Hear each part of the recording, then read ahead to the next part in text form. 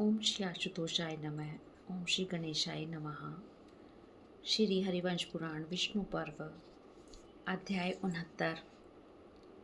स्वर्ग में महादेव जी की परिचर्या के लिए नित्य गीत आदि उत्सव। नारद जी का इंद्र को श्री कृष्ण का पारिजात के लिए प्रार्थना विषयक संदेश सुनाना और इंद्र का अनेक कारण बताकर पारिजात को न देने का विचार प्रकट करना। वैशंपायन जी कहते हैं, जन्मेजय, तदंतर नारद मुनि ने महेंद्र भवन में जाकर उस रात में वही निवास किया और पूर्वोक्त महोत्सव को भी देखा। वहाँ महात्मा आदित्यगण, सुरश्रेष्ठ वसुगण, अपने शुभ कर्मों से स्वर्ग में गए हुए विद्वान राजऋषिगण, नाग, यक्ष, सिद्ध, चारण, तपोधन, ब्रह्म ऋषि, सैकड़ों देव ऋषि और मनु, महामना, गरुड़ पक्षी, महाबली, मरुदगण तथा देवताओं के जो अन्य सैकड़ों समुदाय हैं, वे सब उस उत्सव में पधारे थे। सबके ऊपर उमा सहित अमित पराक्रमी भगवान महेश्वर अपने प्रमथ गणों से घिरे हुए खड़े थे। वे सर्वभावन भगवान शिव उन मुनिश्रेष्ठ ऋषियों से घिरे हुए थे जिनका सहस्त्रों कल्पांतरों में भी विनाश नहीं होता है, जो अभिमान से अंधे नहीं हुए हैं तथा जो धर्म के मार्ग पर स्थित रहने वाले हैं। वे देवेश्वरों के समान प्रभावशाली आत्मज्ञानी देवता भी उन देव ऋषियों की सतत आराधना करते हैं। भरत नंदन, रुद्रगण, कश्यप जी के पुत्र भगवान स्कंद, अग्निदेव, सरिताओं में श्रेष्ठ गंगा तथा अर्चिष्मान तुम्बरु तथा वक्ताओं में श्रेष्ठ भारी वहाँ महादेव जी की सेवा में उनके पास ही खड़े थे। ये सब के सब तपोबल से संपन्न होने के कारण देव अधिदेवों के भी नेता हैं। नरेश्वर, जो नित्य निरंतर धर्म और तत्व में संलग्न रहकर सत्पुरुषों के मार्ग का आश्रय ले चुके हैं, वे समस्त देवगण इन रुद्र आदि का अनुसरण करते हैं। राजन, जो ये मनुष्य मंगल की कामना रखकर उन देवताओं की पूजा करते हैं, वे देवता भी उन शुभार्थी मनुष्यों को अभिष्ट फल देकर उनका सत्कार करते हैं। कुरुनंदन, जो देवताओं और पितरों के कृत्यों में लगे रहते हैं, जिन्होंने संन्यास धर्म का अनुष्ठान किया है, जो सदा स्वाध्यायशील तथा नियमों के पालन में तत्पर रहते हैं, उस उत्सव के समय वहाँ श्रीमान गंधर्वराज चित्ररथ पुत्र सहित प्रसन्नतापूर्वक देव संबंधी वाद बजा रहे थे। उर्णायु, चित्रसेन, हाहा, हूहू, डुम्बर, तुम्बरु तथा अन्य गंधर्व 6 गुणों से युक्त गीत गा रहे थे। उर्वशी, विप्रचिति, हेमा, रंभा, हेमदंता, घृताची और सहजन्या ये अप्सराएं भी अपने नृत्य और गीत कला का प्रदर्शन करती थी। आत्संयमशील जगद आधार भगवान महादेव अपनी आराधना से संबंध रखने वाले उस नृत्य गीत आदि को प्रसन्नतापूर्वक ग्रहण करते उसका आनंद लेते थे। इंद्र के उस बर्ताव एवं व्यवहार से संतुष्ट हो वे भगवान शिव पुनः अपने स्थान को चले गए। भगवान भूतनाथ के चले जाने पर समस्त राजऋषि वहाँ से अपने अपने स्थानों को लौट गए तथा देवता भी देवराज इंद्र से सम्मानित हो अपने भवनों को चले गए। जब सब लोग विदा हो गए और देवराज इंद्र सुखपूर्वक सिंहासन पर बैठ गए, उस समय अपने सदस्यों के साथ बैठे हुए इंद्र के पास नारद मुनि गए। इंद्र ने उठकर उन तपोधन का पूजन किया और अपने आसन के समान ही एक पीठ उन्हें बैठने के लिए दी, जिसके भीतर कुश बिछा हुआ था। किंतु महातेजस्वी नारद ने महेंद्र से कहा, अमरश्रेष्ठ, मैं इस समय अनुपम तेजस्वी भगवान विष्णु का दूत हूँ। उन महात्मा श्री कृष्ण ने कुछ कार्य सामने रखकर मुझे अनर्थ देश से यहाँ भेजा है। उन निर्मल तेजस्वी श्री कृष्ण का ही कष्ट दूर करना आज का मुख्य कार्य है। तब हर्ष से भरे हुए भगवान इंद्र ने देव ऋषि नारद के प्रति मन को प्रिय लगने वाले प्रेमपूर्ण वचनों का प्रयोग करके इस प्रकार पूछा, मुने, पुरुषोत्तम श्री कृष्ण का कौन सा संदेश है, यह मुझे शीघ्र बताइए। निश्चय ही महात्मा श्री कृष्ण ने चिरकाल के पश्चात मेरा स्मरण किया है। नारद जी ने कहा, महेंद्र, मैं तुम्हारे छोटे भाई श्री कृष्ण का दर्शन करने के लिए किसी तरह द्वारका जा पहुंचा था, जो वहां रहकर कश्यप की संतानों के यश का विस्तार करते हैं। वे शत्रुदमन वीर उस समय रैवतक पर्वत पर रुक्मणी देवी के साथ उसी तरह विराजमान थे जैसे भगवान शंकर उमा देवी के साथ कैलाश पर विराजमान रहे हों। निष्पाप देवेश्वर, वहाँ मैंने उन महातेजस्वी श्री कृष्ण के हाथ में उनकी पत्नियों को विस्मय में डालने के लिए पारिजात वृक्ष का एक फूल दिया। वृक्षराज पारिजात के उस पुष्प को, जो बहुत सी कामनाओं को पूर्ण करने वाला है, देखकर उनकी पत्नियों को बड़ा आश्चर्य हुआ। वहाँ मैंने उनकी पत्नियों को उस फूल के गुण भी बतलाए और यह भी कहा कि महात्मा कश्यप ने पारिजात की सृष्टि की है। फिर अदिति ने पुण्य की प्राप्ति के लिए आत्मसंयमी महर्षि कश्यप के गले में फूलों की माला लपेटकर जिस तरह मेरे हाथ में उनका दान कर दिया था, तथा शची ने जिस प्रकार तुम्हारा दान किया था और अन्य देवता भी जिस प्रकार अपनी पत्नियों द्वारा दान में दिए गए थे, एवं कश्यप आदि महर्षियों ने जिस प्रकार मुझे अपना निष्क्रिय दिया था, वह सारा प्रसंग मैंने वहाँ सुनाया।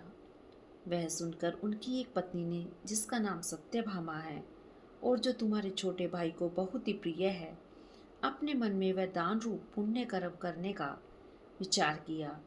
दूसरों को मान देने वाले देव जैसे देवी पार्वती प्रमद गणों के स्वामी भगवान शिव से कोई बात कहती है, उसी प्रकार सत्यभामा ने अपने पति से पारिजात वृक्ष के लिए प्रार्थना की और तुम्हारे छोटे भाई ने उसके धर्म कार्य की सिद्धि के लिए उस वृक्ष को ला देने की प्रतिज्ञा कर दी। देवेश्वर, तदंतर बलवानों में श्रेष्ठ वीर श्री कृष्ण ने तुमसे कहने के लिए मुझसे जो बात कही थी, उसे ज्यों की त्यों सुना रहा हूँ, तुम ध्यान देकर सुनो। तुम्हारे छोटे भाई अच्युत ने, जो तुमसे लाड प्यार पाने के योग्य हैं, तुम्हें प्रणाम करके इस प्रकार कहा है, सुरश्रेष्ठ, मैं उत्तम वृक्ष पारिजात को यहाँ लाना चाहता हूँ। असुरसूदन, सुरश्रेष्ठ, आपकी बहू सत्यभामा का यह मनोरथ, जो विशेषतः धर्म कार्य से संबंध रखता है, सफल होना चाहिए। लोक गणेश्वर, यह मनुष्य लोग भी उस कल्याण में वृक्ष का दर्शन कर सके, ऐसी कृपा कीजिए। मेरे प्रभाव से मनुष्य भी देवताओं के लिए कल्याणकारी वृक्ष पारिजात का दर्शन कर ले, ऐसा अवसर दीजिए। वे शंपायन कहते हैं, गुरुनंदन, भगवान वासुदेव का वह वचन संदेश सुनकर देवराज इंद्र ने वक्ताओं में श्रेष्ठ नारद जी से इस प्रकार कहा, द्विजश्रेष्ठ, पहले आसन तो ग्रहण कीजिए। आपने उचित बात कही है। मैं अनुपम तेजस्वी विष्णु के लिए संदेश का उत्तर दूंगा। प्रभु, जब नारद जी बैठ गए, तब उन्हीं से आज्ञा लेकर इंद्र अपने सिंहासन पर बैठे, जो उन्हीं के अनुरूप था। सिंहासन पर बैठकर वृतासुर का विनाश करने वाले देवराज इंद्र ने अपने हर्षदायक बल और पराक्रम की ओर दृष्टिपात करके तपोधन नारद जी से कहा। इंद्र बोले, धर्मज्ञ महर्षि, आप मेरी ओर से कुशल पूछकर समस्त प्राणियों को सुख देने वाले जनार्दन से मेरे ही शब्दों में इस प्रकार कहिएगा, अच्युत, मेरे बाद तुम ही इस जगत के ईश्वर हो, इसमें संशय नहीं है।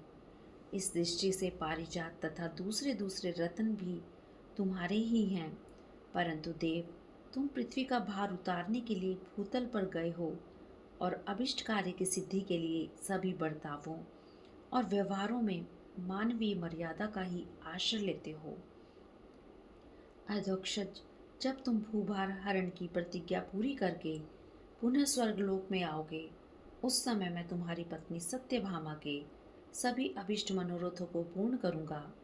केशव, किसी छोटे मोटे कार्य के लिए स्वर्गीय रत्नों को जो मनुष्य लोक में नहीं ले जाना चाहिए, यह पूर्व काल की ही बांधी गई मर्यादा है। महान बलशाली प्रभु, यदि मैं देवलोक की मर्यादा का उल्लंघन करके कोई नया बर्ताव करूं, तो प्रजापतिगण मुझे क्या कहेंगे। पुत्र और पौत्रों सहित महात्मा ब्रह्मा जी ने जगत के समस्त कार्यों के लिए कुछ अटल नियम निश्चित कर दिए हैं। यदि मैं प्रजापति ब्रह्मा द्वारा नियत किए गए मार्ग को छोड़कर चलूं, तो इसे सुनकर बुद्धिमान भगवान प्रजापति मुझे शाप भी दे सकते हैं। यदि हम लोग ही प्राचीन मर्यादाओं रूपी सेतु का बंधन तोड़ दें, तब तो दैत्य तथा दैत्य पक्ष के दूसरे लोग निशंक होकर उन मर्यादाओं का भेदन करने लगेंगे। यदि केवल एक स्त्री को संतुष्ट करने के लिए स्वर्ग से वृक्षराज पारिजात को भूतल पर पहुंचा दिया जाए तो स्वर्गलोक के निवासियों का मन उदास हो जाएगा। स्वयंभू ब्रह्मा ने मनुष्य के लिए जो उपभोग की वस्तुएं बनाई हैं, समय के परिवर्तन को देखते हुए मेरे भाई को उन्हीं से संतोष करना चाहिए। इस स्वर्ग लोक में मेरे पास जो भोग सामग्रियों का संग्रह है वह सब श्री कृष्ण यहाँ रहकर भी तो भोग सकते हैं। मृत्यु लोक की भोग्य वस्तुओं से हम हष्ट पुष्ट होने के कारण जनार्दन श्री कृष्ण को कुछ अभिमान हो गया है। उस अभिमान के कारण ही वे धर्म का परित्याग करके पाप का ही अनुसरण कर रहे हैं। श्री कृष्ण स्त्री के वशीभूत रहते हैं। इस बात की प्रसिद्धि तो उनके लिए संसार में अयश या कलंक की ही प्राप्ति कराएगी, ऐसा मेरा विश्वास है। मनुष्य लोक में मानव शरीर को प्राप्त हुए मधुसूदन यदि मुझे बड़े भाई के साथ दुराग्रहपूर्ण बर्ताव कर दें तो यह उनके लिए उचित नहीं है। निष्पाप देव ऋषि स्वर्गीय रतन के विलोप होने, उसके लूटे जाने से मेरा तिरस्कार होगा और अपने भाई बंधु से तिरस्कार पाना तो बहुत ही निंदित है। ये मधुसूदन क्रमशः धर्म, अर्थ और काम का सेवन करें, ब्रह्मा जी के द्वारा स्थापित किए हुए सत्पुरुषों के धर्मों का आश्रय लें। यदि मैं पारिजात को भूतल पर भेज दूंगा तो शची से लेकर कौन ऐसा स्वर्गवासी होगा जो मुझे अधिक आदर की दृष्टि से देखेगा। भूतल पर पारिजात का दर्शन और स्पर्श करके मनुष्य पृथ्वी पर ही स्वर्ग का फल उपलब्ध हुआ देख स्वर्ग की प्राप्ति के लिए उद्यत ही नहीं करेंगे। यदि मनुष्य पारिजात के गुणों का सेवन करने लगेंगे तो देवताओं और मनुष्य में कोई अंतर ही नहीं रह जाएगा। मृत्युलोक में जो शुभ कर्म किया जाता है उसका फल मनुष्य यहाँ स्वर्ग में आकर भोगते हैं। जब उन्हें भूतल पर ही पारिजात के गुण प्राप्त होने लगेंगे, जब वे स्वर्ग के लिए यत्न नहीं करेंगे, तपोधन पारिजात स्वर्ग के सब रत्नों में श्रेष्ठ है। यदि यह भूतल पर चला गया तो मनुष्य देवताओं के समान हो जाएंगे और सारा जगत सदा ही स्वर्ग के तुल्य हो जाएगा।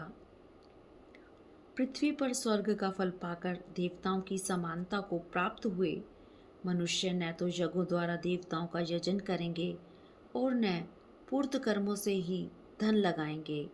तपोधन श्रद्धालु मनुष्य स्वर्ग की अभिलाषा रखकर यज्ञ, जप तथा नित्य कर्मों के द्वारा सदा हम लोगों को तृप्त एवं पुष्ट करते हैं। परंतु पारिजात का लाभ मिल जाने पर मनुष्य वह सब कुछ नहीं करेंगे। फिर तो उन यज्ञ आदि से वंचित होकर हम सब देवता निस्तेज हो जाएंगे। स्वर्ग की ओर से जब अच्छी वर्षा की जाती है तब उससे पैदा होने वाले अनाजों द्वारा भूतल के मनुष्य जीवन निर्वाह करते हैं और वे भी दान एवं यज्ञों द्वारा हम देवताओं का पोषण करते हैं। धर्मज्ञ नारद पारिजात का लाभ मिल जाने पर यदि मनुष्यों को भूख प्यास नहीं सताएगी, रोग, बुढ़ापा, असंतोष या दुख, शोक, मृत्यु की प्राप्ति नहीं होगी, उनमें दुर्गंध नहीं रहेगा और कर्म जनित भयंकर ईतियां उन्हें बांध नहीं देंगी तो वे स्वर्ग के लिए क्यों उद्योग करेंगे। पारिजात का मर्त्यलोक में ले जाया जाना सर्वदा अनुचित है। यह बात आप अनायास ही महान कर्म करने वाले भगवान विष्णु से कह दीजिए। मुझे मेरी प्रसन्नता की इच्छा रखकर आपको वहाँ वैसा ही कार्य या प्रयत्न करना चाहिए जिससे मेरे इस कथन पर विचार करके मेरे भाई श्री कृष्ण संतुष्ट हो जाएं। देव ऋषि, आप बहु सत्यभामा के लिए यहाँ से हार, मणि, चंदन, अगुरु और विचित्र वस्त्र द्वारका को ले जाइए। जो जो वस्तुएं मनुष्य के योग्य हैं उन्हें श्री कृष्ण जितना चाहें ले सकते हैं, परंतु उन्हें इस समय स्वर्ग लोक को लूटकर इस कंगाल बना देना उचित नहीं है। मुने, मैं श्री कृष्ण की इच्छा के अनुसार बहुत से रत्न और विचित्र आभूषण दे रहा हूँ, परंतु पारिजात वृक्ष को मैं किसी प्रकार नहीं दूंगा क्योंकि यह स्वर्गवासियों को बहुत प्रिय है। इसे वे अन्यत्र जाने देना नहीं चाहते। इस प्रकार श्री महाभारत के खिलबाग हरिवंश के अंतर्गत विष्णु पर्व में पारिजात हरण के प्रसंग में इंद्र का वाक्य विषयक 69वां अध्याय पूरा हुआ। हरिओम तत्सत। ओम नमो भगवते वासुदेवाय नमः।